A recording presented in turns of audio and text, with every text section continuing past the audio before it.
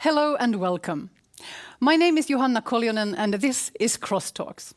For those of you watching for the very first time, Crosstalks is a collaboration between Stockholm University and the Royal Institute of Technology, KTH. We are airing live from the student house at KTH and our studio audience is exclusively made up of students from the two universities. As for you viewers, we hope to once again break the geographical record. During our latest broadcast, you were watching in 49 different countries. Enough bragging, let's dig into the first topic of the evening. The way we humans grow and consume food is pushing the limits of what is possible on this planet.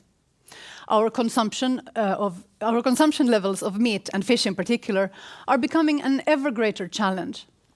At the same time, different scientific breakthroughs when it comes to creating and perfecting foods do seem to offer hopeful directions for the future. What are some of the solutions to our current overconsumption of meat and fish? We would tonight like to explore whether today's scientists could be better than farmers at growing food. Joining us in the studio are Line Gordon, Deputy Science Director at the Stockholm Resilience Center, Stockholm University, welcome. Eva-Lotta Thunqvist, Associate Professor of Land and Water Resources Management at KTH, welcome. And Victor Galaz, Associate Professor in Political Science, Stockholm University, welcome. Please give them a round of applause.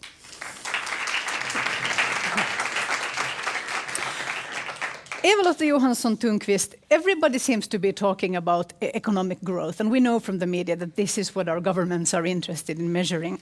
But you emphasize something called green growth. Could you start by describing what that is?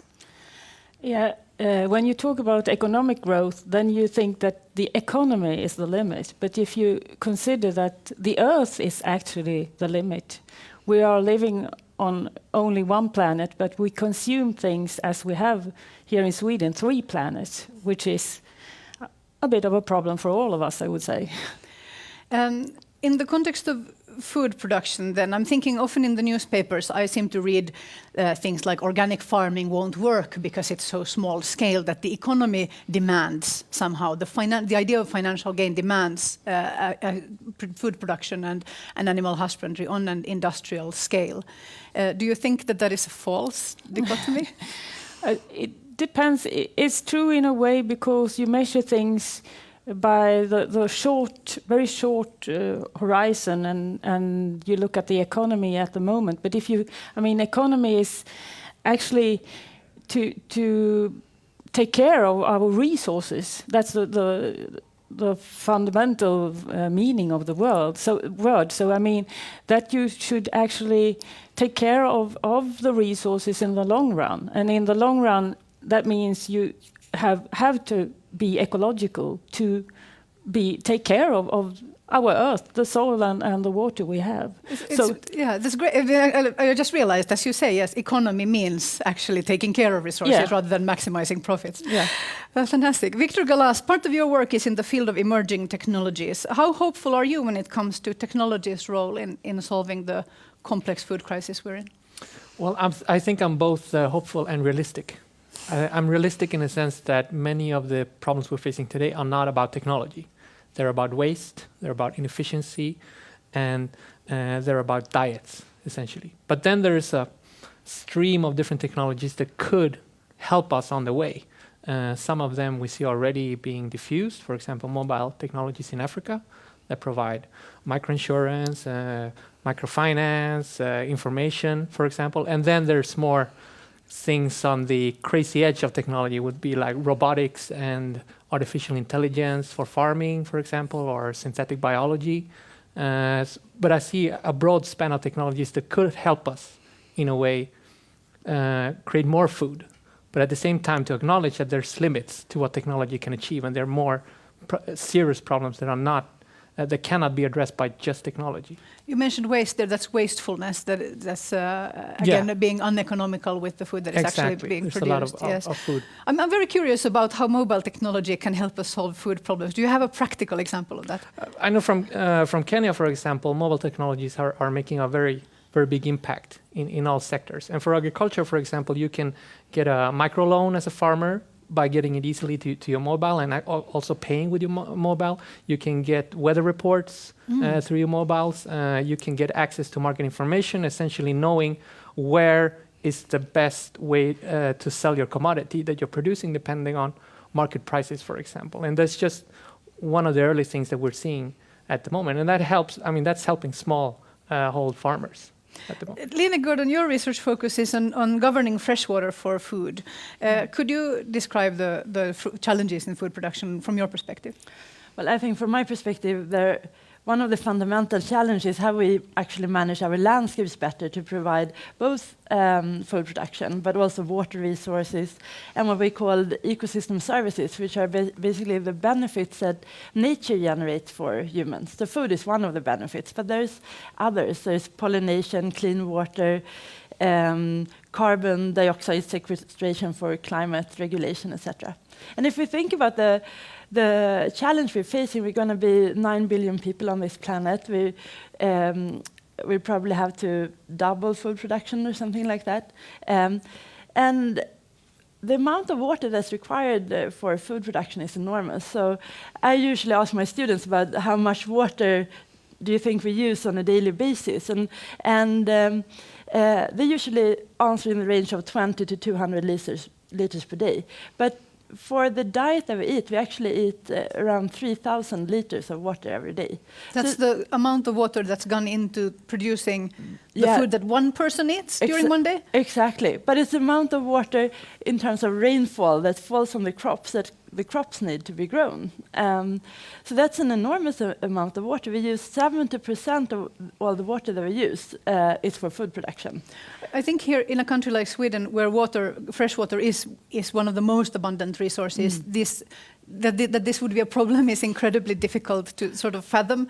But we are in the midst of a kind of freshwater crisis, globally speaking, right? Yeah, it's a very good question, because I think we don't really see it here. In Sweden, it's a lot about the water pollution and putting too much nutrients in the water. But in some of the regions where I work, you have several problems coinciding in the same place. So you have very dry conditions, very limited water resources. You have big population growth, and you have high levels of poverty.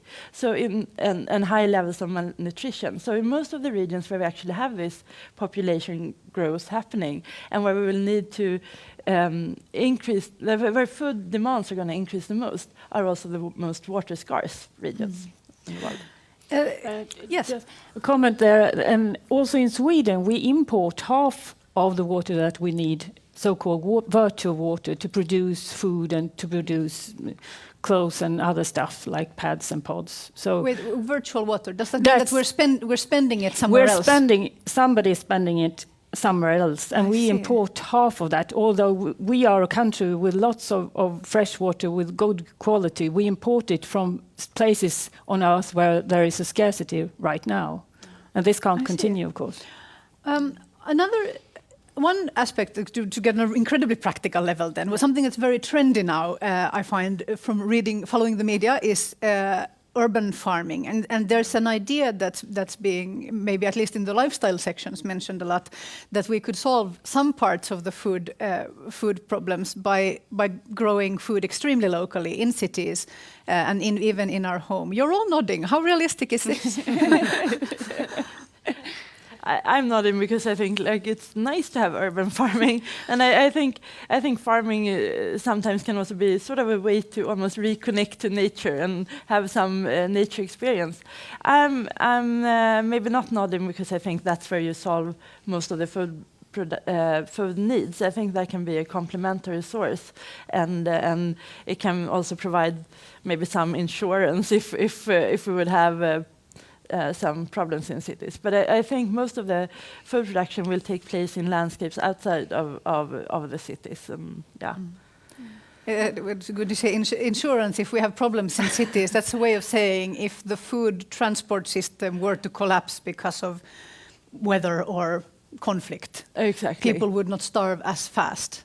Yes, right. And it's maybe good to have some, when more and more people live in urban areas, it's maybe good to keep also both some knowledge about how to do food production, but also that we have some capacity to grow some food. Victor, I agree with Lena. Just there is a more positive spin to that.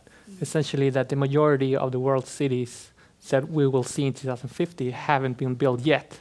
And it would be really fantastic if we could build them in such a way that we actually create more ecosystems and ecosystem services as we become more urbanized. I mean, there needs to be some sort of positive vision in that movement. That's fantastic. Yes, Eva-Lotta. Yeah, and also I agree with both of you, and I also think it's a very pedagogical thing in this, because you actually get to think about where does your food come from, and that we have left. We are buying it on ICA or Coop or wherever, and we need to actually reconsider and think about where is the food produced and what is the resources needed. Joining us now on Skype, I hope, is Pamela Ronald, professor in the Department of Plant Pathology and the Genome Center, University of California, and co-author of the book Tomorrow's Table, Organic Farming, Genetics and the Future of Food. Welcome to Crosstalks, Pamela. Hello, glad to be here. Thank you. And I see that we have also been joined, it's fantastic, by Wesley and Jarrell, Professor Emeritus of Sustainable Agriculture and Natural Resources at the University of Illinois, Urbana-Champaign. Welcome on the show. Thank you very much. Glad to be. Pamela, in your book, you argue that if we continue with our current farming practices, vast amounts of wilderness will be lost, millions of birds and billions of insects will die, and billions of dollars will be lost in value as a consequence of environmental degradation. What do we have to do in order to avoid this scenario? Because that does not sound good. No, that's not good. And other panelists spoke about, we have issues with water. 70% of the fresh water is already used for farming. And we also have to produce more food on the same amount of land, because most of the land is already being farmed. And to complicate that, we have pests and diseases and environmental stresses that can take about a 70% bite out of agricultural productivity. So we very much need to turn to sustainable intensification so we can produce more food on the same amount of land with less water, and do this with fewer toxic inputs. Do we know how to do that? Or do we need a lot more new science to figure out how to solve that? I think we do know how to do. I mean, of course, we have issues, political issues and food waste issues. All those absolutely must be addressed as well. But we also know that if we use an integrated pest management approach and use less toxic types of pesticides, we use new crop varieties, if we bring these different approaches together, we really can advance sustainable agriculture. Professor Jarrell, you and your wife are the founders of Prairie Fruits Farm and Creamery in Urbana, Illinois. You are producers of organic food. What is the biggest challenge you face as producers? I think right now, looking into the future, a couple of the biggest problems are related to the climate variability, which all farmers face, of course, and then the potential for increased insects, other disease we're going to be facing in the future. I think those are two of the biggest things. I think also in the general public about where their food comes, how it's produced, what it impacts the environment, the social dimension. I'm sorry, Professor. Sorry, the sound is coming and going. We're going to have. I'm sorry. I'm going to have to stop you there. I'm sorry. We'll see. Sorry. Let's just see it. Let's try and say something. Let's try to say something brief. Yes. Okay. Does that work better? Yes, so far. Let's see. Still hearing an echo. Okay. Yes. Yes. Well, just that I think we suffer the difficult sustainability challenges of economics, environment, social dimensions of what we're doing. Yeah, I'm sorry. The sound is not working. I hope we can come back to you, Professor Jarrell. Okay. In that case, I'll just turn back to you, Pamela, and actually all of the panel as well. If we know how to solve this problem, why haven't we done it already? Professor Ronald. Well, we have each farming system has to be looked at on a case-by-case basis. So, for example, the issue facing farmers in developed countries are very different than the issue facing farmers in less developed countries. And in many countries, such as the United States, we have very high levels of productivity, and many farmers are moving to using more sustainable practices with less toxic inputs. But in other parts of the world, they have very little access to, for example, new seed varieties. Perhaps they don't have access to water, to fertilizer. So there's political unrest. So there's a lot of complicated social and economic issues that are contributing to poor productivity in many parts of the world. Line, you've worked in a project in Burkina Faso and Niger. Can you tell us a little bit about what you've learned there? And I think it's very interesting because in Burkina Faso and Niger, yield levels are extremely low. So, say we often talk about 10-ton agriculture. In some of the farmers I'm working with, they have maybe the yield levels of 500 kilograms per hectare. And this is of sorghum, millet, and maize are the main sort of crops they're growing. And the challenge there is how do you sort of close what we call the yield gap, so get the yields up to a higher level. And I think there are a lot of we know quite a lot about how we could improve small-scale technologies. So these are also some of the poorest countries of the world. They're on the lowest bottom of the Human Development Index and so on. So you need to find solutions that fits in these local conditions. So some of the techniques we work with are, for example, stone bunds, where you collect stones from the field and you build sort of walls in the landscape that stops rainfall and infiltrates, so more water gets into the ground. Anyway, so there are all these small-scale technologies that are not so difficult to use, that could be implemented, that's very low cost, but they're often very labor-intensive.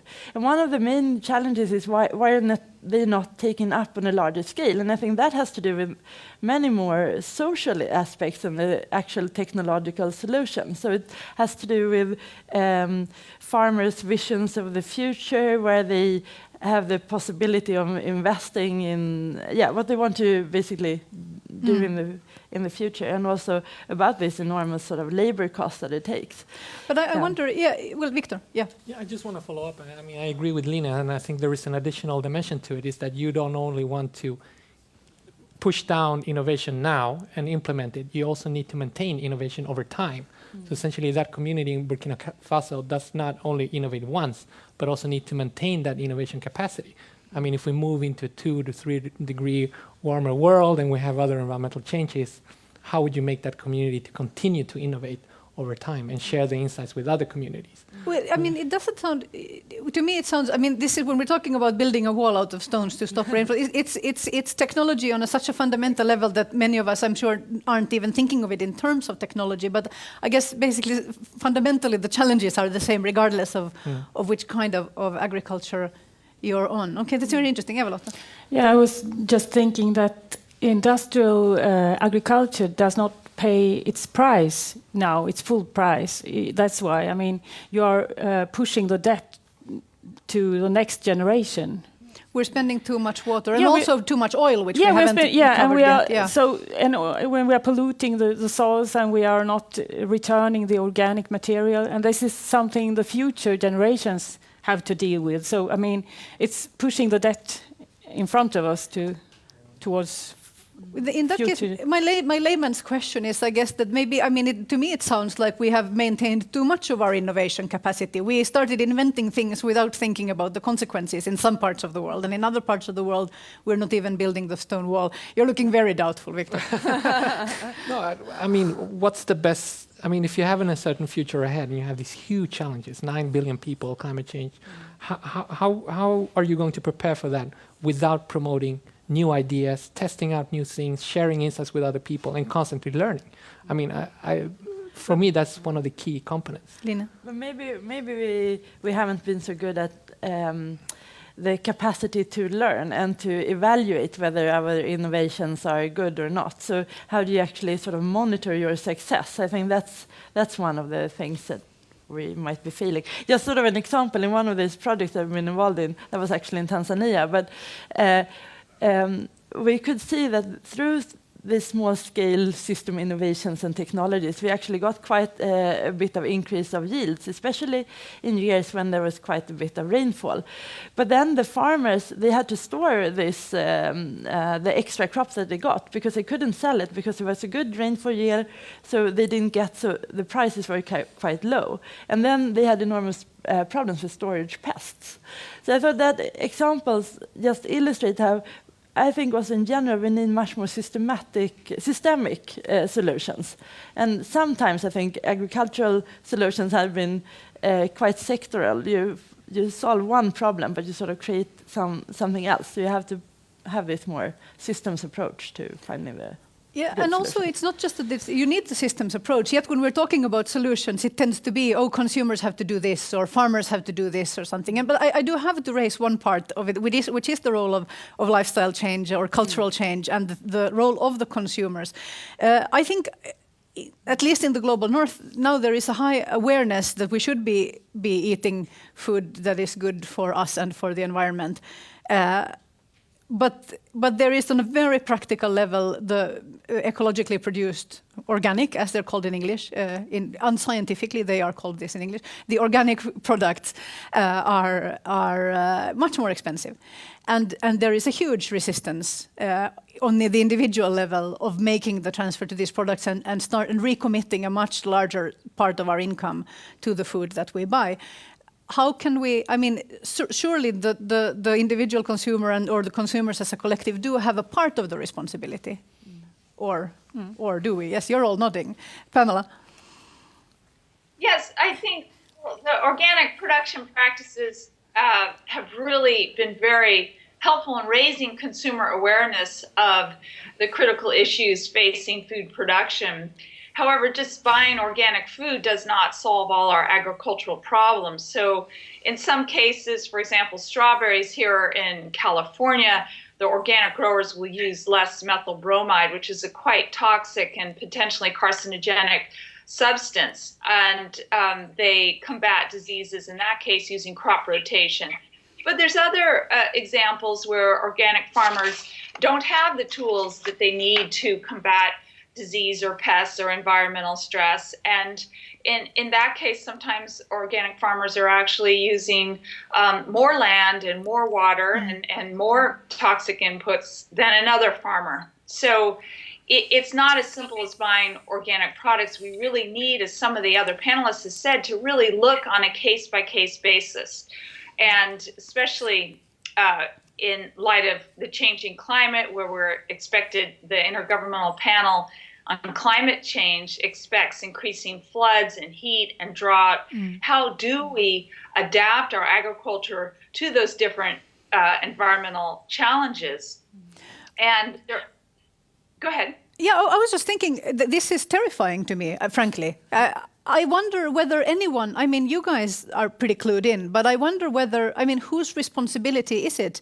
What you're describing is an incredibly complex set of problems that is going to require systemic solutions, means things like international treaties probably, and regulatory action.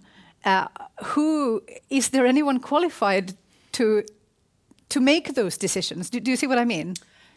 I think I see what you mean, but I think it's hard to say that it's anyone in particular's responsibility, but it's a responsibility that goes across all sorts of levels. We need individuals taking responsibility, but also individuals promoting and supporting decision makers to take difficult and make difficult decisions, and so on. And I think sometimes also the food.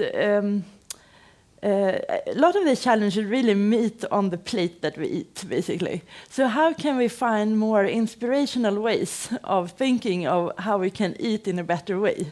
So we just started to talk with some chefs in Sweden. There is a Swedish Chef Society to see, can we work together with the people that are actually setting the menus and inspiring us to cook in a good way, to see if we can find ways that is more inspirational and creative of how we can eat in a better way than we're doing now. So that would be, And- let's say, the cultural approach, Exactly.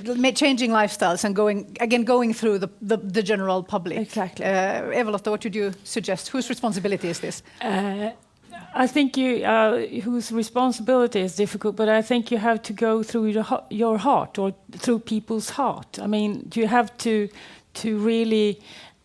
I mean, like chefs is some way to do it. The food is a way to do it, but you have to really reach their heart. And I mean, most of us we know about the climate change, and we know about that the food may be not healthy, but we are still eating it, and that's a problem, I think. Yeah. Victor? Well, as a political scientist, I just want to add the role of politics and economics. And I think about it every time I buy milk. Like, why ecological versus regular milk? It's so stupid that ecological milk is more expensive. That's an indication of a system failure. Yeah. And the question is, how would you change the system, the economic incentives and the institutions to change that balance, right? It shouldn't be cheaper to buy bad milk. Yeah. And really the only reason why organic products are more expensive than non-organic, whatever you call it, products, is because they're subsidized by nature, basically. So it's nature. We can think about that. We have 3 capitals. We have natural capital, that's the land, water, ecosystems that provide different benefits to us. Social capital, and we have economic capital. And we're basically producing food in ways that are draining down the natural capital. So that's sort of, so that's the way that we can keep food cheap. Subsidized by the future, essentially, and that future is coming closer and closer because we're talking about the next few decades now. Yeah, I was thinking about the concept of economic growth. I think that should be on the agenda as well as for political discussions, because you think about the economy as that is the frame for everything. Instead, it actually is the earth, the soil, and the water.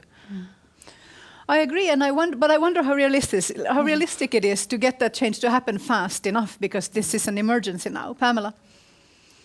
Yeah, I'd like to just point out, so my husband's an organic farmer. I'm very supportive of organic production, but I think it's too simplistic to say that organic food is somehow going to be more sustainable or more nutritious. In fact, the scientific evidence indicates that organic produce is no more nutritious than conventional produce. And in some cases, organic farmers will spray very toxic compounds into the environment because they don't have a lot of methods to control disease. So, for example, they'll spray copper compounds, which can accumulate in the soil and become very toxic. So it's too simplistic to say that organic agriculture is somehow going to solve the problems. And often it takes more land and more water. So it's more expensive, often because it requires more labor, more tilling, which contributes to global climate change. And it also requires more space.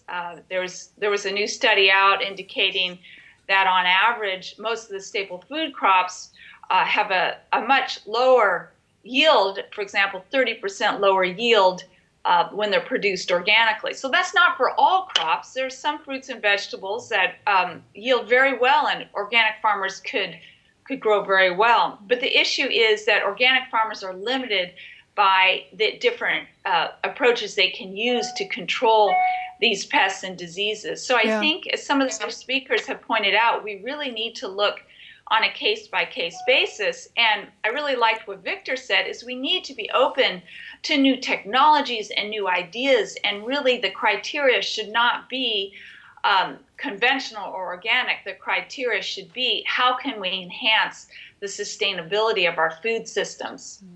Victor, some voices have been raised concerning re-establishment of extinct species. To me, this sounds like complete science fiction. But could it be possible to bring back extinct species, and could this help us somehow in solving this problem? I mean, it has been done for a few selected species. I've heard about a frog that was extinct a few weeks back. But the links to food production are quite vague, and I'm not sure that particular. But I mean, there's some ideas about synthetic biology, for example. So synthetic biology, that's things like growing food in I'm just guessing now. What does that mean? Well, I mean, the idea, there are a few research groups working on that, is to mimic and to create artificial photosynthesis.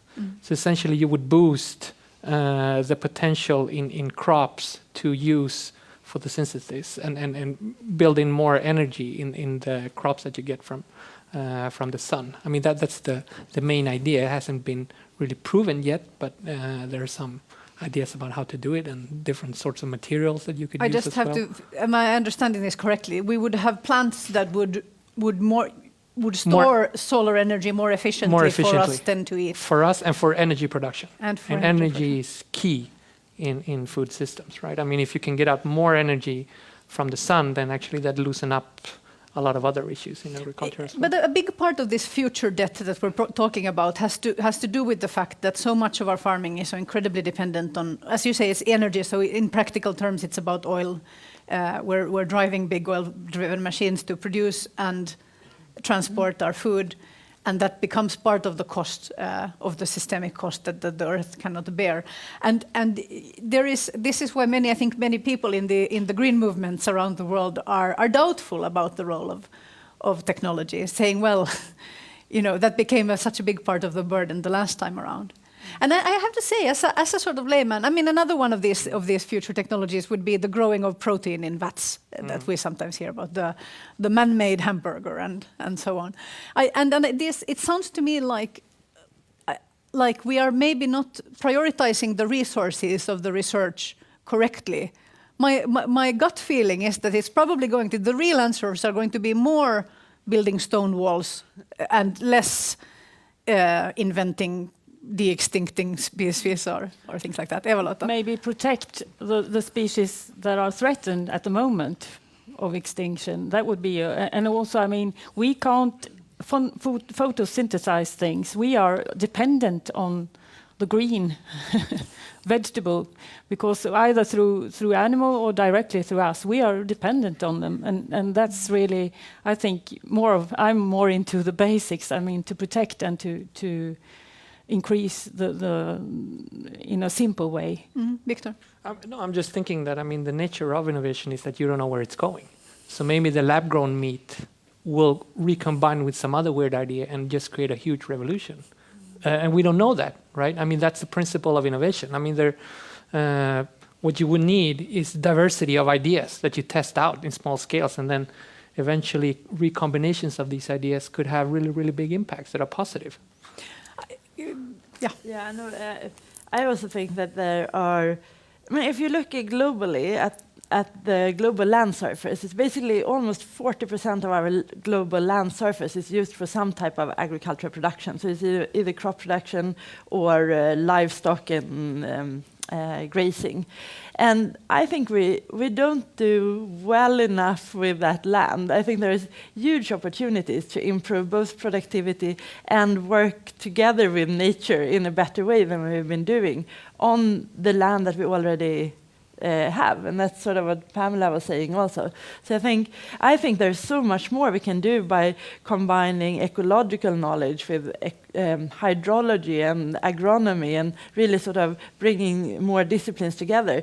I see that as a larger challenge and more possibilities than the lab type of technology. So the good news is that so many students around the world are watching this right now going, oh, but I have an idea, and every idea is needed for that diversity, that diversity of thought. But still, I would like for you to tell me what our politicians should do as citizens. I think we still have more power as citizens than as consumers, and we should lobby our leaders to take decisive action to do what exactly? Where do we start in solving these systemic problems? Are there any sort of specific kinds of regulations that you could think of, or anything that would really help? Let's start with Pamela. Well, I'm a researcher and I work in the nonprofit sector. And so, of course, what I'm going to say is that we need to support publicly funded research. This really is essential for improving plant productivity. And of course, as other speakers have pointed out, there are other aspects to agriculture, but just basic improvement in how to combine the best seed varieties, logically based, is very important. And an example from a project that I've participated in. Oh, just a moment, Pamela. Your sound is going. Let's try that again from seed varieties. Yes, please. Okay, so I wanted to just mention a project that I was involved in that was a publicly supported project. With global climate change, we're seeing many more floods every year. 25% of the world's rice is grown in flood-prone regions. So a number of years ago, the United States Department of Agriculture funded a project to a colleague of mine to try to understand the genetic basis of submergence tolerance. So there are some varieties of rice that can stay underwater for 2 weeks and then survive the flood. And this publicly funded project led to the development by the International Rice Research Institute of a new rice variety that can survive 2 weeks of flooding. That is amazing. And it's been very helpful. Today, 4 million farmers in Bangladesh and India are growing this rice variety. And I think it's a really nice example how publicly funded research can directly improve the lives of poor farmers. And we needed an international collaboration and funding for this type of research. Thank you. So Planetarists are very, very hopeful. We know that there is a lot that we can do to provide new varieties for farmers in the developed world and less developed world, and that in combination with ecologically based management practices, we can really boost sustainable food production. That's fantastic. What about you others? Let's say, so publicly funded research, obviously, I think as researchers, you will all be for it. But it's wonderful to see that it has these kinds of results. What else? What else should we do? Where should we start, Lina? I mean, one way that we've been working a little bit with at the Stockholm Resilience Center, where I'm from, is to talk about the planetary boundaries. And I think that was also discussed in one of the previous crosstalks. But to really see where are kind of the limits of resource use across the several different sets of resources. So for carbon dioxide, for water, for land use, etc. And a lot of those boundaries that the scientists have been identified, that basically if we use more of our resources, we run the risk of hitting really big thresholds or big collapses. And a lot of those our use of resources towards those boundaries are actually pushed by agriculture. Agriculture is one of the main drivers behind this, getting close to these boundaries. So I think really trying to identify some of these boundaries that we shouldn't cross, and also at different scales. So for Sweden, what are the kind of limitations that we have? Can be one way to kind of constrain. To understand what the constraints are for production. So that would be providing really better and easily comprehensible, perhaps as well, basis for legislation. Exactly. To understand that the consequences will be too awful if we cross this line, so we can draw some lines that should absolutely not be crossed. Exactly, and also setting them in a way that within this boundary, it's fine to experiment and be innovative and try new ways of doing things. So you combine it with both, like, here's a limit, but within this space, it's okay to experiment. Sort of. Very good. I think we have a question from Skype. Oh, this is a pre-recorded question on our website. It's possible to pre-record questions for the panel. Let's see what our pre-recorded visitor has to say. Hi, my name is Henrik. I am 20 years old. I'm reading a master here in Sweden in environmental science. I would like to lift the topic about overfishing, because fishing is a big interest of mine, and I can see how this problem interferes with my personal interest. Every year, scientists create these recommended quotas for the fisheries to keep the population at a sustainable level. But the decision makers exceeds these recommendations 2 to 3 times, which in the end will result in collapse and have big influence in the ecosystem and such. So I would like to ask you, what do you think it would take to get the decision makers' attention to this problem, and how can we get them to realize how important this is from both an environmental perspective as well as an economic one? That is a very good question. Does any of you know anything specifically about the overfishing issues?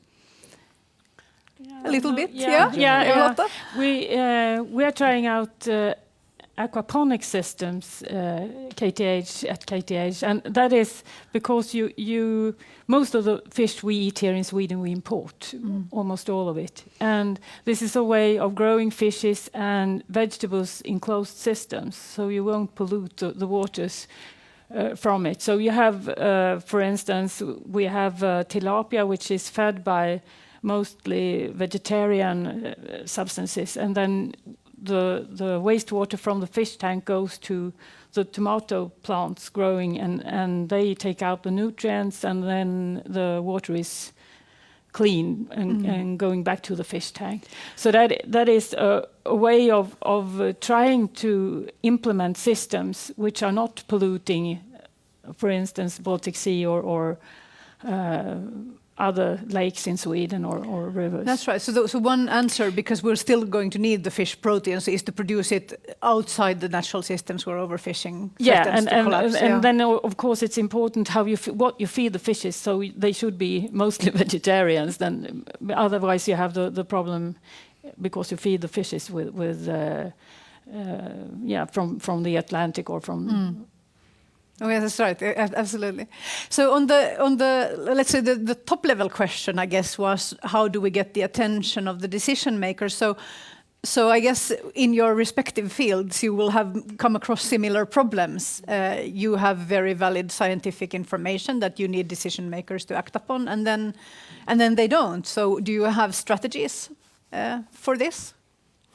Who is in error here? I mean, clearly decision makers aren't doing enough, but what do we do about this, Victor? Thanks. That's a very difficult question. I mean, I think the question really brings up that overfishing is not essentially a technological problem, it's a political one. And how do you get decision makers' attention? I mean, it's all about public campaigning and how you vote, et cetera, et cetera. And there are many levels here that goes all the way from the national to the regional to the international. I have no clear answers to that, but I mean, it's a big important issue. Lina? Yeah, I think we tend to talk quite a lot about individuals and then also decision makers, but I think the business sector is also a sector that sometimes we tend to forget, and there are actually companies that are willing to go ahead and actually take these aspects seriously, and I think also sort of engaging more actively also with the business sector is very important, and sort of the forming dialogues about these issues at quite a high level, I think is very important there to get the change to happen. We're going to take an audience question in a moment, but I just like to add to that, to say that many commercial actors, many companies have started acting on this because they are very aware that when these systems collapse, their whole industry will disappear. Yeah. So of course that's become something. Eva-Lotta. Yeah, I was thinking I think you really need the good examples. That was why I was talking about. I mean, urban farming or trying to implement systems in other ways, because that will start a discussion, and then you have a dialogue with the politicians, because you have to reach them so they get interested, and hopefully this could be on the agenda next year for election. I mean, if sustainability would be a question, that would be really nice, I think. That's right. Do we have a question from the audience? Yes, please, ma'am. Right over there. Oh, see, I caught two of them. You first. Okay, you first. Yes, hi. Hello, my name is Rosa, master's student urban planning. I'm now taking a course called Future Studies and Forecasts, and we're working with scenarios. And my question is whether you use scenarios in your research, and whether you think it's useful to use it in the food issues. That's very good. Who would like to start? I can start. I've used the scenario work quite a lot, and I think it's extremely useful. The way that we used it is in the way of what's called scenario planning, and that is you develop alternative stories about the future, how the future can unfold. And sometimes some scenario work is more building one vision and then look at pathways to get there. Others are to explore what are alternative ways. And I think there are so many things that we don't really know will happen in the future. So these sets of different futures is very useful. And I think we've also used it in our work with the farmers in sub-Saharan Africa to look at what are alternative development pathways in these small communities. I think it's quite easy to get blinded basically by your project vision. So you find a technology for how we increase productivity in this agricultural system. And then you implement it and you measure kind of, yes, it increases yield, and then it doesn't sort of take off because you don't really understand the bigger development of the whole community. So we've used it to explore, like, how is this type of technology actually robust in different futures? And that's been extremely useful. It's been very interesting also to understand the social context more of the project. Thank you. Let's take the other question. Thank you. I hope there was an answer. There you go.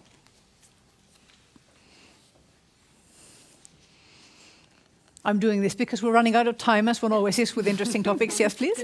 My name is Wendy, and I'm really interested in knowing what you think of the role of animal production, or how we raise animals today, in the problems that you're presenting tonight. I understand that most of the land that is used for agriculture is used for food that is fed to these animals, and that leads to them being, or this production of animals being, the main reason for the contamination, the problems we face with water and so on and so forth.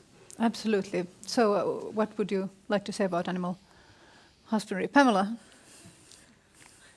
I'm a plant geneticist, and I'm mostly a vegetarian, so I'm probably not the best person to answer, but I think there's an increasing demand for meat around the world, and we need to produce animals more sustainably. But of course, if we could have cultural changes where people in the developed world perhaps cut back their meat consumption to once, twice a week, that would have a huge dramatic effect. Some people say that just cutting food waste and reducing consumption of meat would address a large part of the challenges we faced. But realistically, this is probably not going to happen very quickly. So we really need to produce animals in a very efficient manner as well. And perhaps the other panelists have a little more experience in that area. What would you say?